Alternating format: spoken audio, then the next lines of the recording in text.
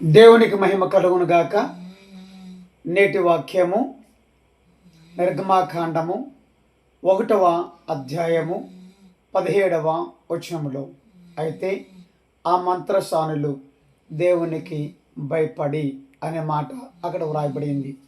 ఎవరు ఆ మంత్రసానులు అంటే షిఫ్రా, పోయా అనబడుతున్న వారు. వీళ్ళు ఎబ్రీలకు మంత్రసానులు.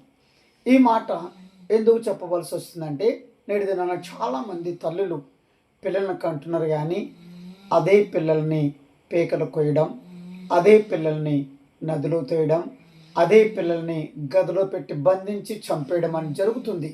ప్రియదేవ సంగమా, గమనించండి. నీ పిల్లలు నేను వాళ్ళని చంపేస్తుంటే మరి మంత్రసానులు అనబడుతున్న వారిని ఒక హెచ్చరిక రాజు చేశాడు.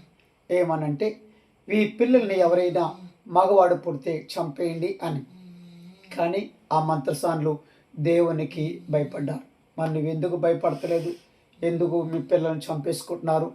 పిల్లలు దేవుడిచ్చిన గొప్ప వరాలు కనుక ఆ పిల్లల్ని ఎంత బాగా చూస్తే అంతగా నువ్వు దీవించబడతావు, అంతగా నువ్వు ఆశీర్వదించబడతావు.